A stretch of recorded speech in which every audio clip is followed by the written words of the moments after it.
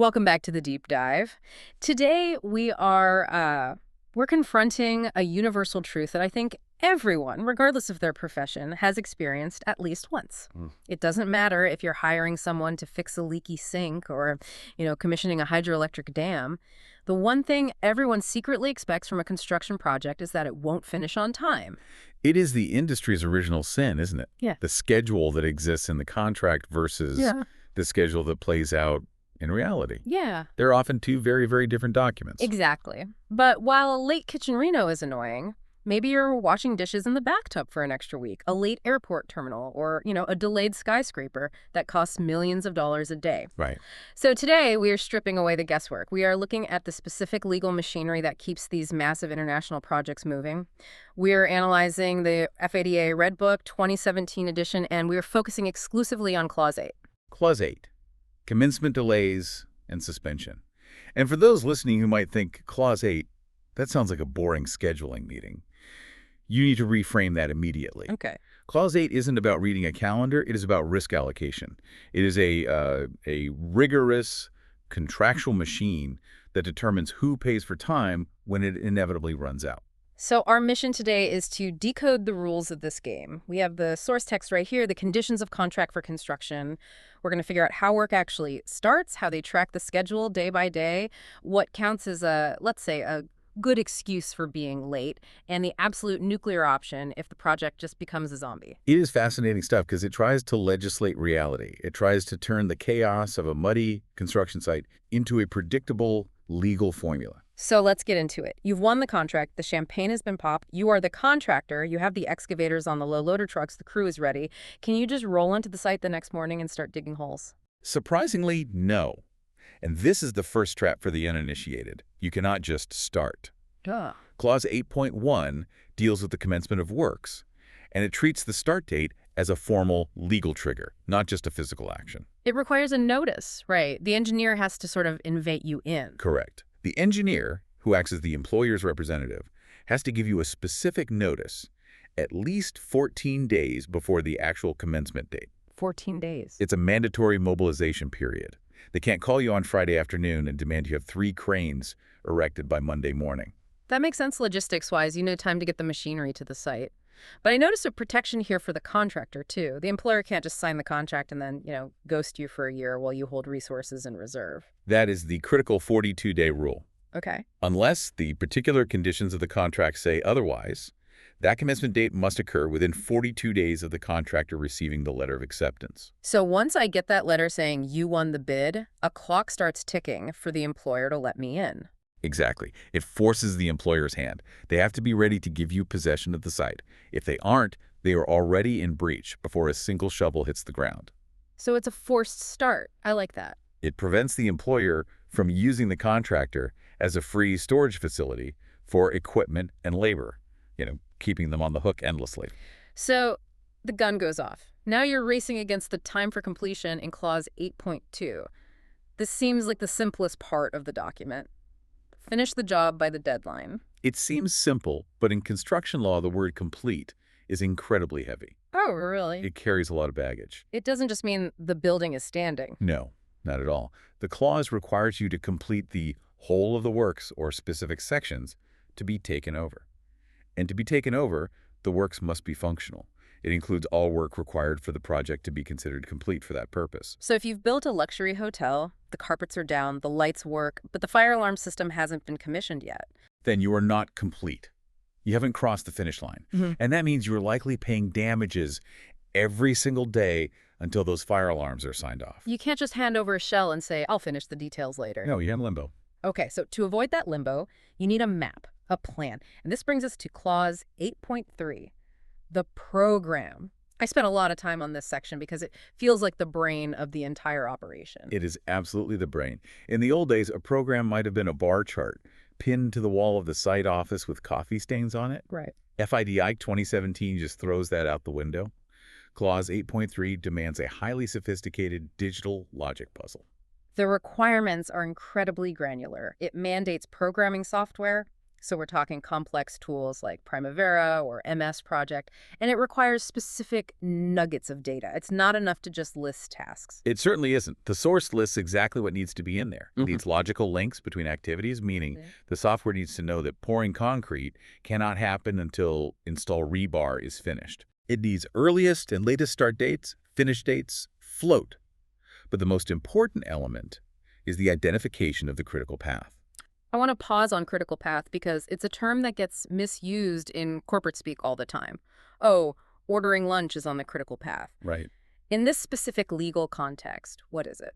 Legally and technically, the critical path is the longest sequence of dependent tasks that determines the total project duration.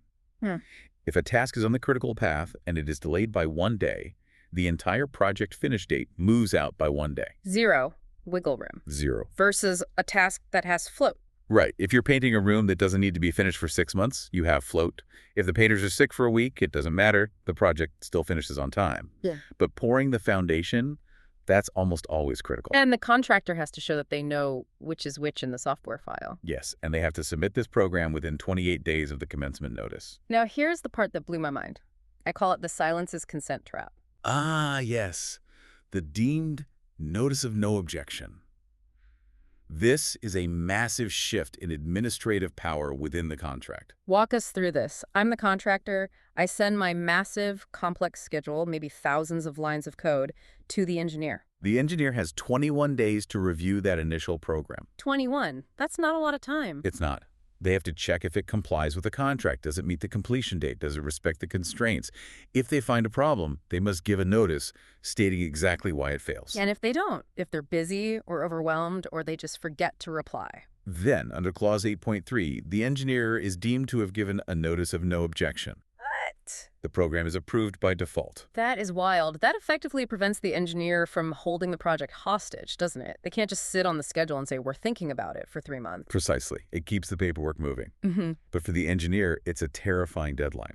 If you miss that 21-day window, you have just accepted the contractor's logic, their sequence, their critical path as the baseline for the whole job. If the contractor put something crazy in there and you missed it, Well, silence was consent.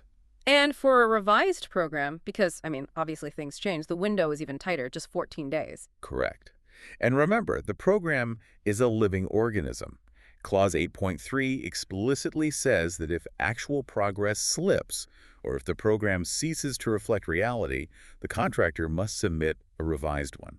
You can't hide behind an old PDF from 6 months ago. So if you're behind, you're contractually obligated to update the file and show the employer exactly how you plan to catch up. Yes, it forces transparency. This leads nicely into the culture of the contract. It feels like FIDIC is trying to stop people from hiding bad news. Clause 8.4 is the advance warning system. This is a relatively modern addition to standard form contracts. Historically, construction was a game of ambush. I see a problem, I stay quiet, I let the problem happen, and then I sue you for the delay. I knew that design wouldn't work, but nobody asked me, so I just built it anyway. Exactly. Clause 8.4 tries to kill that behavior. It creates a duty for both parties, contractor and engineer, to warn each other of future specific likely events. And what are the triggers for a warning? Anything that could increase the contract price, delay the execution, or impair the performance of the finished work.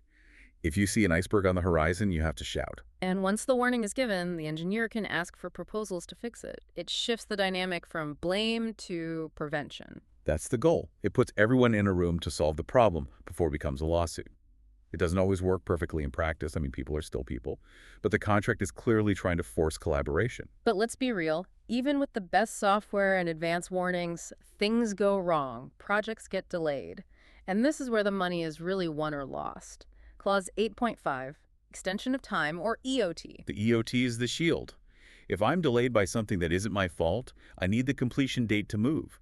If the date moves, I don't pay damages. It's that simple. But the list of valid excuses is very specific. You can't just say it was hard. No, the source text is prescriptive.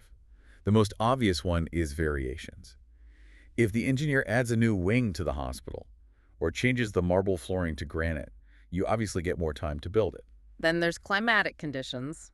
This is the one that always causes arguments. It rained, so I'm late.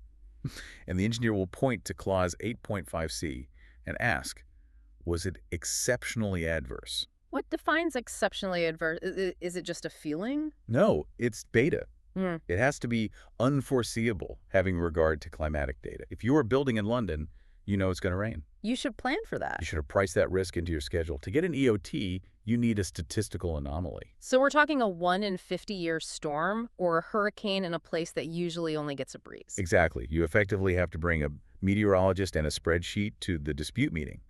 You have to prove that the weather was outside the bounds of what an experienced contractor could have reasonably expected. There's another valid excuse here that feels very technical but fascinated me. The 10% quantity rule. This is about the math of the materials, right? Yes.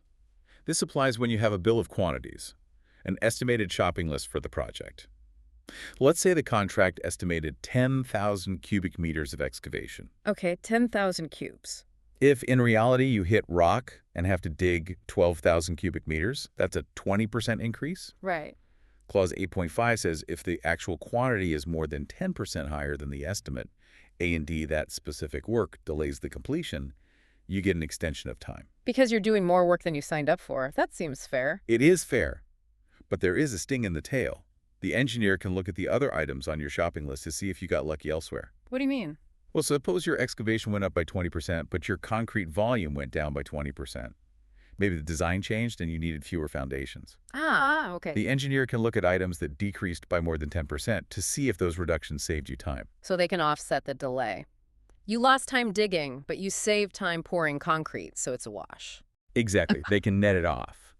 However, and this is a crucial protection for the contractor clause, 8.5, is explicit that the net effect can never reduce the total extension of time below zero. Oh, that's important. So they can't use your efficiency to shorten your original deadline. Right. They can't say, you were so fast on the concrete that we are moving the finish date forward by a month. They can only use the savings to cancel out the extra time you're asking for. That is a very nuanced mechanism. It prevents the contractor from cherry-picking the bad news while hiding the good news. Correct. It demands a holistic view of the project's progress. We also have Clause 8.6 regarding delays caused by authorities. And a red tape clause. Hugely important in international development. If you're building a power plant, you need permits, you need customs clearance for your turbines. If you, the contractor, have diligently followed the procedures, submitted the forms, paid the fees, stood in line, but the government utility is just inexplicably slow, that is a valid excuse. But the burden of proof is on diligence. You can't file the application late and then blame the bureaucracy. No. You have to show your hands are clean, you have to prove you did everything right, and the system failed you. Okay, so those are the valid excuses. What happens when there is no excuse? What happens when the contractor is just slow? That's Clause 8.7, rate of progress. This is the engineer's intervention. If the program shows you are slipping, and it's not due to a flood or a variation, the engineer can instruct you to revise your methods. Revise methods is a polite way of saying hurry up, isn't it? It means acceleration. It means double shifts, night work, bringing in more cranes, hiring more people.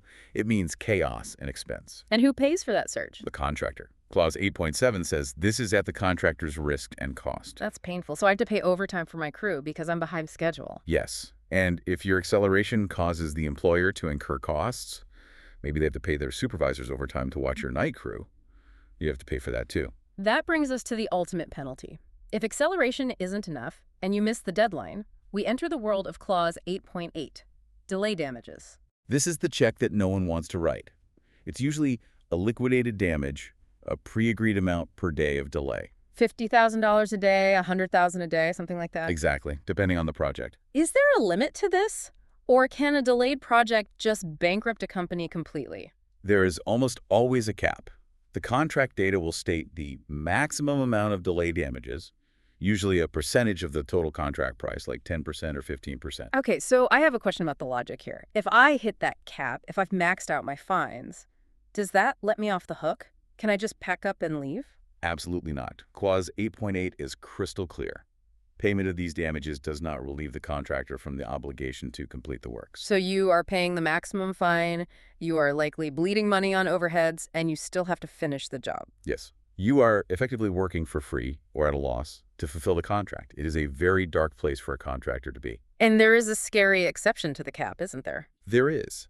The liability cap does not apply in cases of fraud, gross negligence, deliberate default, or reckless misconduct. So if the reason I'm late is because I was gambling away the supply money or I just decided to stop working out of spite, Then the financial safety net vanishes. The employer can come after you for actual damages, which could be far, far higher than the cap.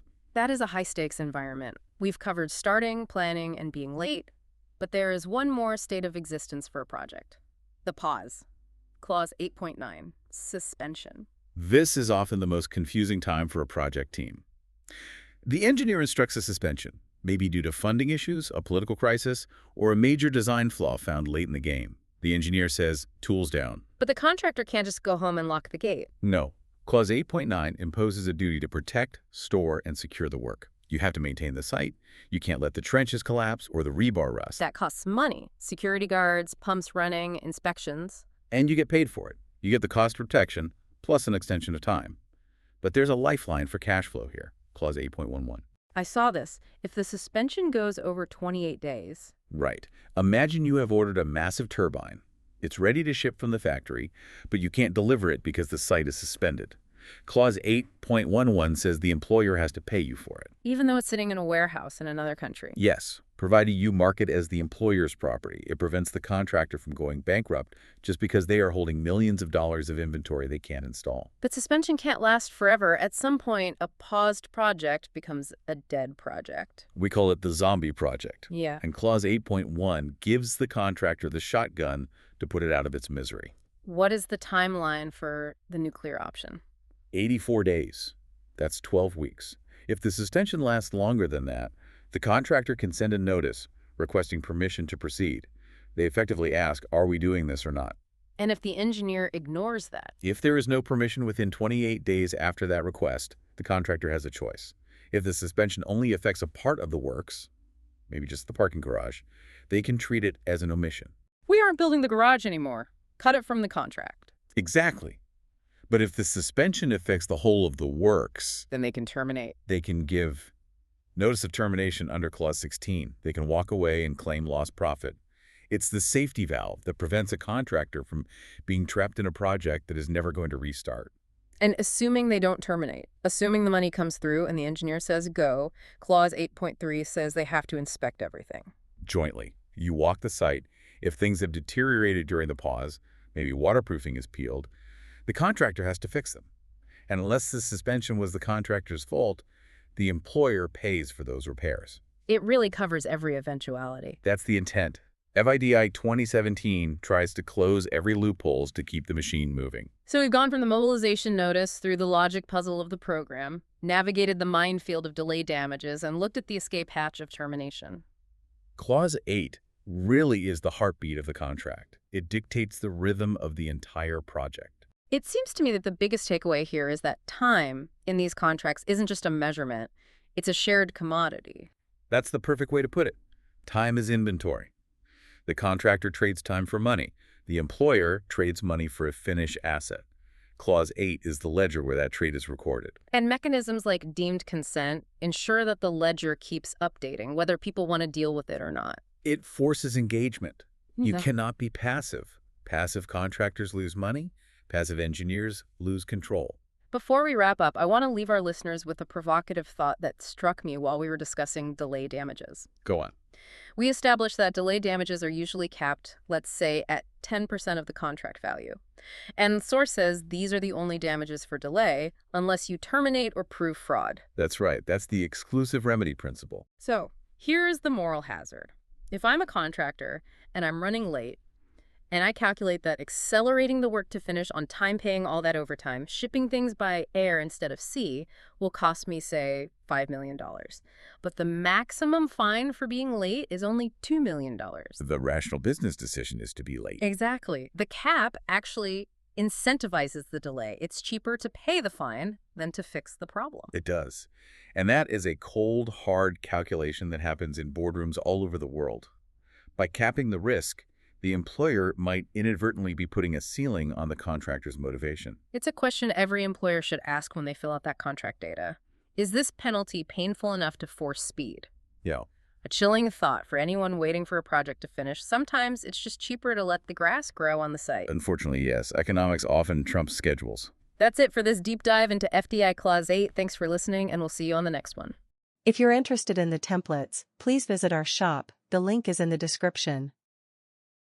Thanks for watching, please subscribe and see next time.